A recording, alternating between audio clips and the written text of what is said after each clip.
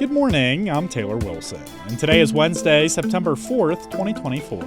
This is The Excerpt. Today, a look at recent polling as we enter the final days before next week's presidential debate. Plus, the Justice Department has charged Hamas leaders over October 7th. And let's talk about naturist camping. In a new USA Today Suffolk poll, things are looking up for Vice President Kamala Harris, but former President Donald Trump still holds an edge on some issues. I spoke with USA Today Washington Bureau Chief Susan Page to break it all down. Susan, thanks as always for hopping on. Hey, it's always great to be with you. So, Susan, what has this latest polling found? How are Vice President Kamala Harris and former President Donald Trump faring? And, how many voters might still change their minds? This is amazing. This is a poll that we took entirely after the Democratic convention. So both parties' conventions were over. And we found that Kamala Harris had a 5-point lead, 48% to 43% nationwide. This is a surprise. This is an 8-point swing from the poll we took in late June when Joe Biden was the Democratic nominee and Donald Trump was ahead. We think about 9 out of 10 voters' minds are firmly made up. They're not going to change their minds. It's a pretty small universe of voters who do not have such strong views that it's possible they could be persuaded one way or the other. So it's a small group, maybe about 1 in 10 voters. And when you think about this, there's only 6 or 7 swing states. You're talking about just thousands of Americans, maybe tens of thousands of Americans who will decide who will be the next president. Because at the moment, this is a race that you would have to call really, really tight. And of course, Susan, we should note the Harris lead here is within the margin of error. We've talked a lot about voter enthusiasm as well. What does this poll tell us there surrounding Harris and Trump, and how has that shifted in recent weeks? I think this may be the biggest, most significant single number in this poll. When we polled in late June, Biden versus Trump voters were twice as excited as Biden voters. They were double the number of Trump voters said they were very excited about supporting their candidate compared to Biden. That has turned around. The same number of Trump voters say they're very excited, but the number of Harris voters who say they're very excited is double the number that Biden had. And Harris voters now edge out Trump voters in terms of their level of excitement. That's important, not because your vote counts more if you're excited. It matters because you are more likely to bother to go vote if you are very excited about your candidate. And Susan, in terms of the specific issues here, what did we learn from this latest polling? This does not seem to be an issue election, I got to say. Neither candidate is really focused on specific issues. Kamala Harris has not laid out big changes from the Biden administration. Donald Trump has never been a really policy-specific kind of candidate. It seems to be a campaign that is waged more on the characteristics of the candidates. Who do you think is the stronger leader? Who do you think cares more about people like you? Who do you think will do a better job on the one issue that is always number one on the list, and that is the economy? Yeah, so Susan, who do voters really trust on some of these big issues? Well, Trump has the biggest asset. He is trusted more than Harris on handling the economy. That's voters' top concern.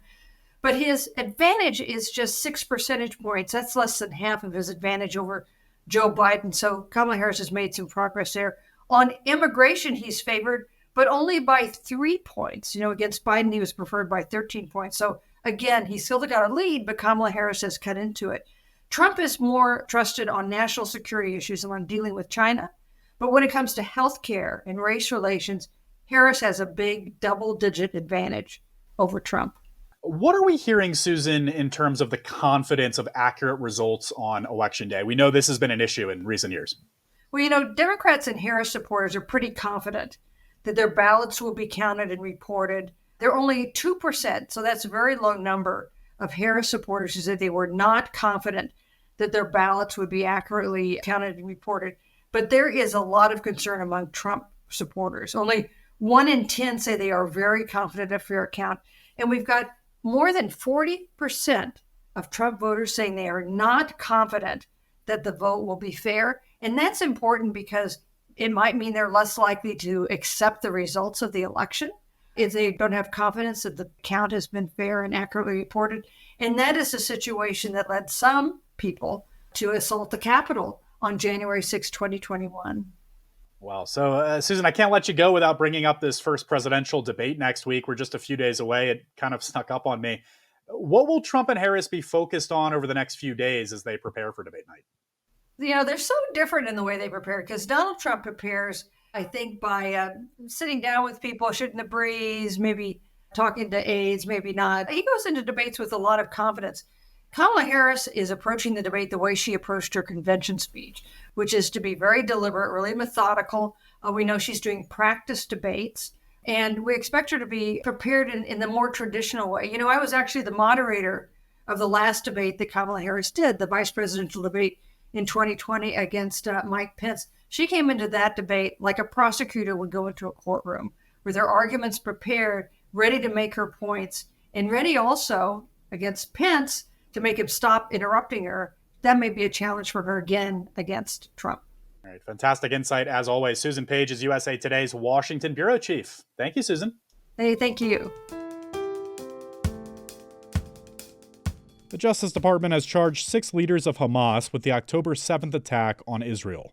Charges include conspiracy to kill U.S. citizens, conspiracy to support a terrorist organization, and conspiracy to use bombs and weapons of mass destruction. Attorney General Merrick Garland said the charges are for financing and directing a decades-long campaign to kill Americans and endanger the security of the United States.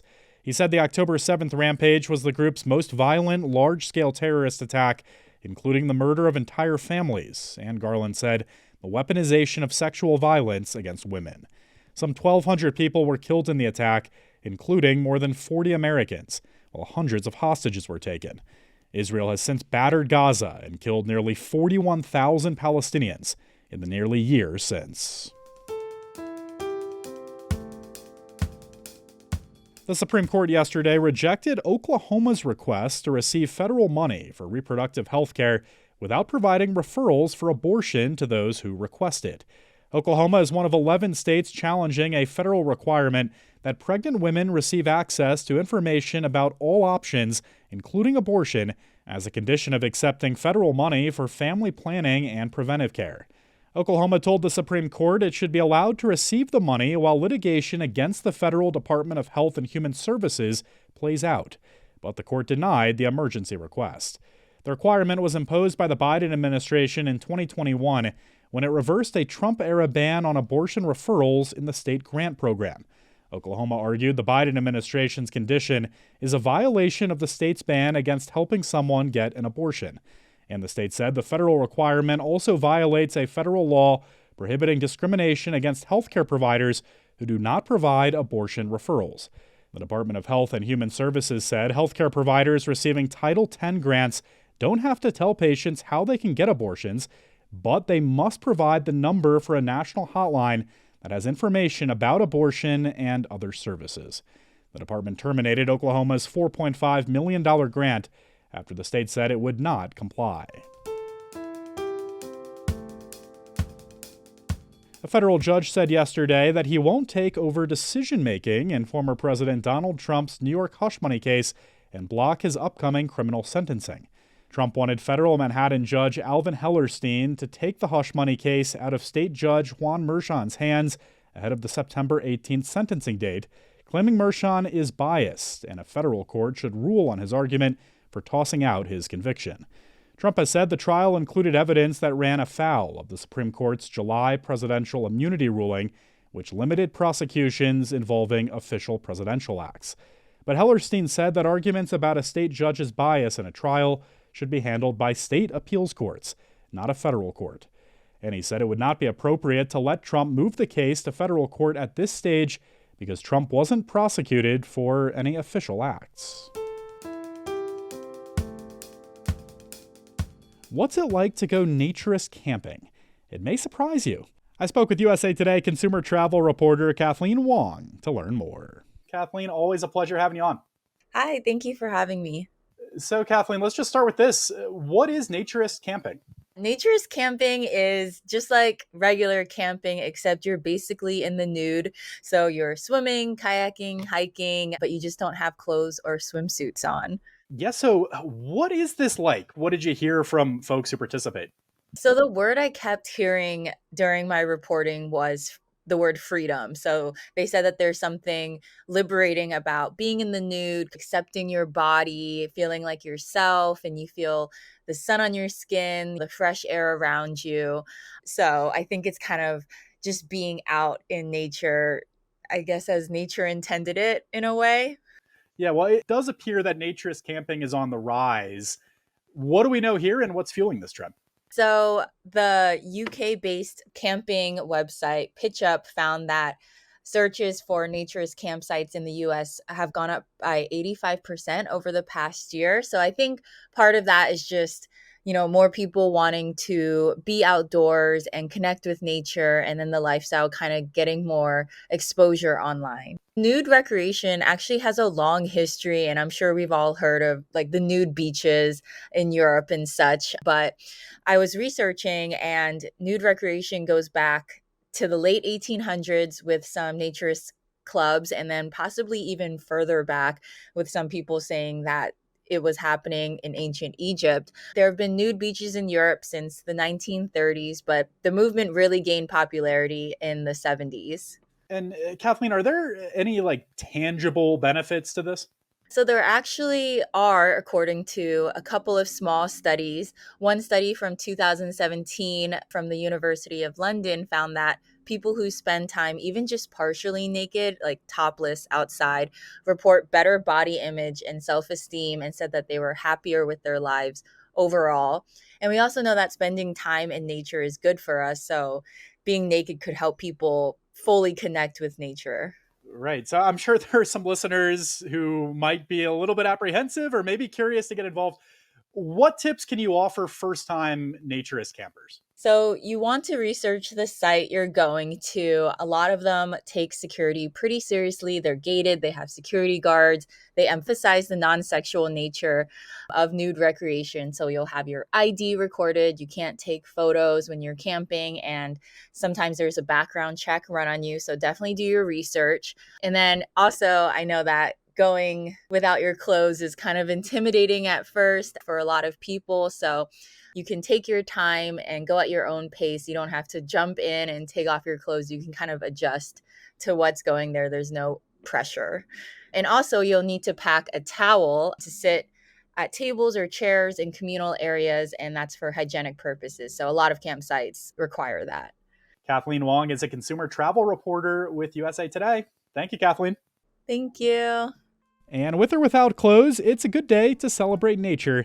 Today is National Wildlife Day, a chance to bring awareness to endangered animals around the country and the world. Almost nobody likes to talk about death and dying. But what if there was an easier path to accepting our shared and unavoidable final chapter in life? Listen today at 4 p.m. when best-selling author Alua Arthur, a death doula, attorney, and founder of Going with Grace, joins my colleague Dana Taylor on The Excerpt to discuss the death-positive movement. You can find the episode right here on this feed. And thanks for listening to The Excerpt. You can get the podcast wherever you get your audio. And if you're on a smart speaker, just ask for The Excerpt. I'm Taylor Wilson, and I'll be back tomorrow with more of The Excerpt from USA Today.